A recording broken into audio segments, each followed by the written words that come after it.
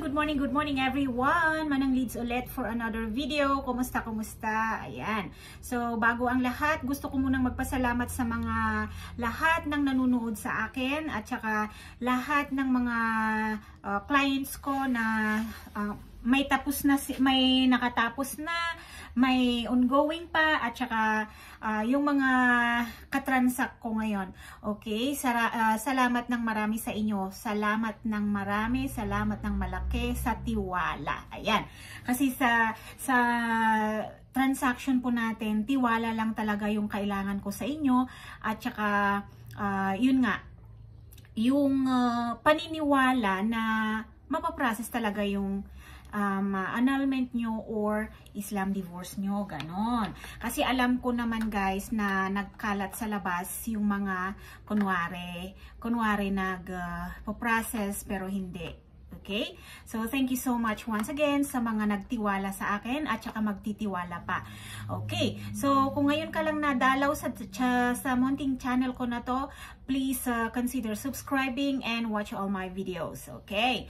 So, yung topic natin ngayon is about, yung katanungan, karamihan pa rin, na paano yan, nasa abroad ako, paano ako makakapag-process ng annulment or Islam divorce, mga ganon na tanong. So, ito, sasagutin natin yan.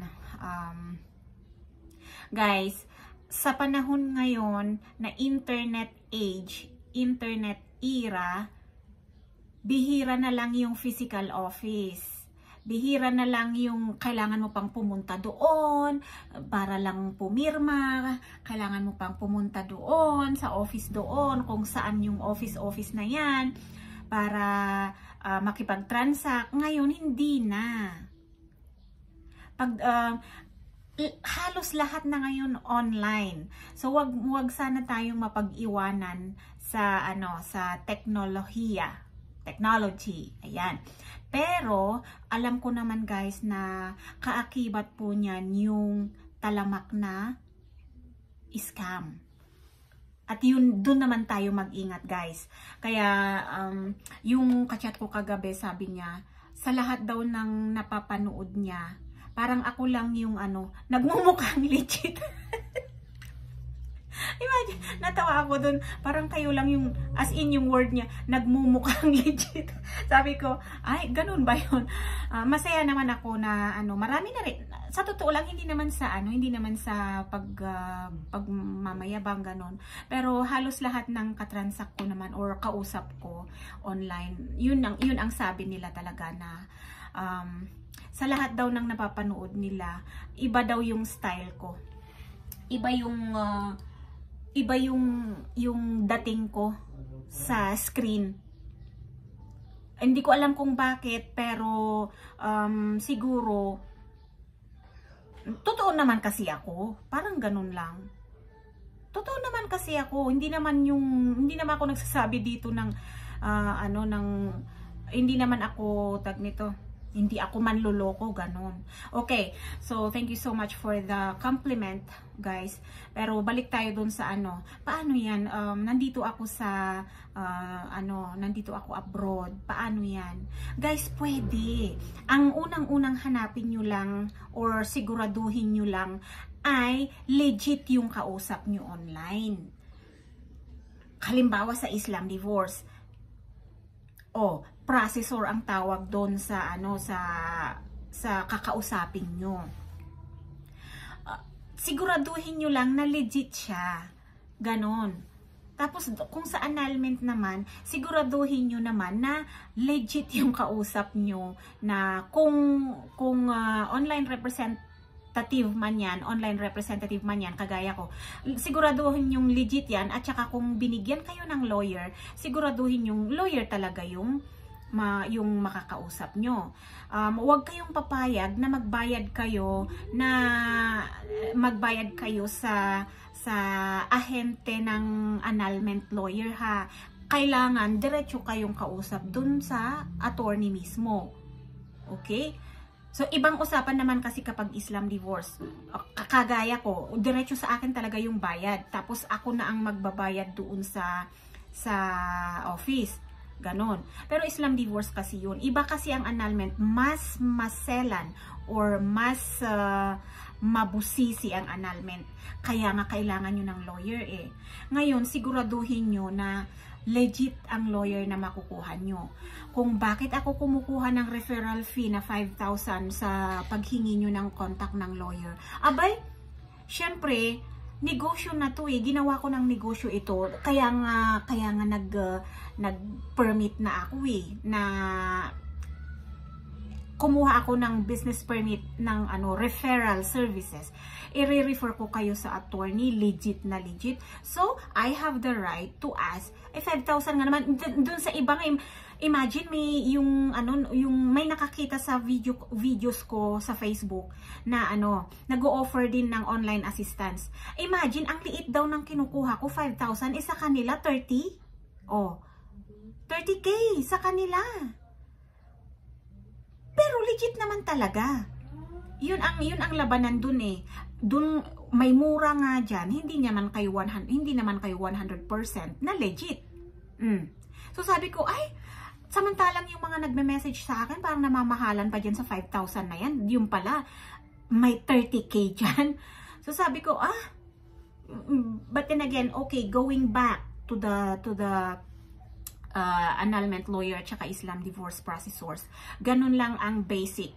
Ngayon, may mga time kasi na, lalong-lalo na sa annulment, may mga time na kailangan yung pumunta doon or mag-appearance sa kapag maghihiring na kayo or mag-file na kayo for petition, ganun.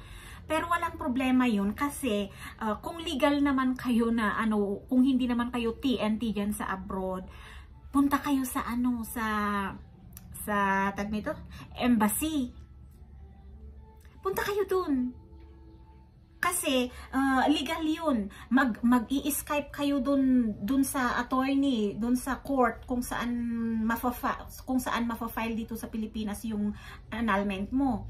May Zoom kayo dun, may Skype kayo dun. Basta legal yun. Yun. Considered appearance na yun. Kaya nga sabi ko, hindi na problema yung ngayon, yung nasa abroad kaya hindi pwedeng mag-file. Hindi na. Digital na lahat ngayon. Online na lahat ngayon. Pagdating ng kailangan mong pumunta ng court, imbis na pumunta ka, magbiyahe ka from abroad, going home dito sa Pilipinas, dyan ka na lang sa embassy ninyo. Doon ka na lang sa Philippine Embassy kung saang bansa ka man. Kasi legal yun na makipag-zoom ka or makipagtawagan ka dun sa court kung saan magaganap yung hearing mo. Ganon. Tapos, may mga instances naman, there are some instances that you need to sign documents. Kasi nga, syempre, magpa-file ka nga, di ba? Pwede na naman yun, guys. Di ba may yung ipapanotaryo mo pa, may mga documents na gagawin ka tapos ipapanotaryo mo.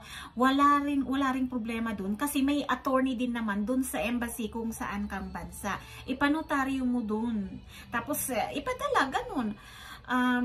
Very convenient na ngayon ang pagpa-file ng annulment at saka Islam divorce kasi malaking tulong na yung internet. Malaking tulong ang internet talaga. Kaya, yun lang siguro ang ikinaganda ng pagiging uso ng internet ngayon dito sa Pilipinas. Kasi parang at least humahabol na tayo sa ibang bansa na digital na sila. Okay, so guys, baka may magsabi dyan, paano mo alam, hindi ka naman attorney? Opo, hindi po ako attorney, alam ko yun. Pero bago ako mag-video ng ganito, may napagtanungan na rin po ako. Okay? May mga lawyers din na tayong kinakausap or mga kahit friends man lang online din. Yun. Kasi ayoko rin naman magsabi dito sa video ng parang pinulot-pulot ko lang na idea. Hindi legal process ito eh. Kaya nga yung mga nagme-message sa akin, kung hindi ko naman talaga alam ang sagot, hindi ko alam, sasabihin ko talaga, hindi ko alam. I-try nyo na lang magtanong sa ganito, ganyan. Ganun naman talaga ako. Kasi mahirap din yung yung magsabi-sabi ako dito tapos wala namang legal na basihan. O, diba? So, yun guys, huwag kayong mag-alala kung nasa abroad kayo, pwede pa rin yan, may paraan yan. Alalahanin nyo, internet age na tayo ngayon. So, hindi na masyadong problema yung nasa ibang bansa kayo. Ang main problem talaga, sa totoo lang, sa annulment or sa Islam divorce, pera. Kasi kahit gusto mo, kung wala kang pera, hindi yan mauumpisahan. Yun. Second, kahit na naman may pera ka, kung hindi ka rin lang naman makahanap ng mapagkakatiwalaang attorney or processor, useless din. Mapupunta ka na naman sa mga scammers. So, yun naman ang kinapaproud ko sa maliit kong channel na to, na at least, kung sa akin kayo, legit. Tapos, parang tataasan nyo pa ako ng kilay dun sa 5,000 na hinihingi ko na referral fee para kay attorney. Magpasalamat nga kayo, yung mga nakakakita ng videos ko, pasalamat nga kayo, nakikita nyo or dumadaan sa feeds nyo yung video ko. Kasi yung iba talaga, alam nyo ba yung mga nagme-message sa akin, 80 to 90% of them, biktima ng scam. So, wala na akong magagawa dun. Ano nga bang tulong ang maibibigay ko dun? Nawala na yung mga pera nila. So, ang tulong lang ng maibibigay ko sa inyo guys ay pagbibigay ng legit na attorney or processor, ganun. At saka hindi lahat ng tulong libre. Alalahanin nyo yan. Yung pagpunta nyo or pagkuha nyo ng legit na serbisyo, yun, malaking tulong na yon sa panahon ngayon na naglipa na ang mga manluloko. Yun guys. So, thank you so much once again. Inuulit ko, maraming salamat sa mga nagtiwala sa akin at saka yung mga magtitiwala pa. Kasi hindi natin alam, maswerte kayo kung patapos na kayo or tapos na kayo, kasi hindi natin alam. Parang napapagod na rin ako na parang gusto ko na rin yung manahimik na dun. Napapansin nyo siguro parang once a week na lang ako nag-upload, ganun. Pero may mga time din talaga na parang sinasabihan ako ng ulo ko, utak ko at saka puso ko na huwag kang tumigil kasi magpipiesta ang mga scammers. Parang ganun. Kahit kung siguro man, let's say, example, mag-isa ko na lang na legit, huwag kang, huwag kang papatalo. Kasi mas lalong magpipiesta yung mga scammers. Okay? Sa dinami-dami ng nakaka-chat ko, kasi tuwing mag-upload ako ng video, meron magme-message sa akin na nawalan ng pera. Parang nai-stress ako sa ganon. Kaya sabi ko, parang dun ako nakakapag-isip na parang ayoko nang mag-video at mag-entertain ng mga clients. Pero kapag pag nag-iisip din ako na bakit ka titigil, kung may natulungan kang 1, 2, 3, 4, malaki na yun. Malaki na yun na nabawas sa mga mabibiktima pa sana. Yun guys. So again, thank you. And sa mga inuulit ko po, sa mga ngayon lang naligaw sa channel ko, mag-subscribe po kayo. Bigyan naman ako ng thumbs up kung may natutunan kayo sa video na to. Okay? Thank you, and bye-bye.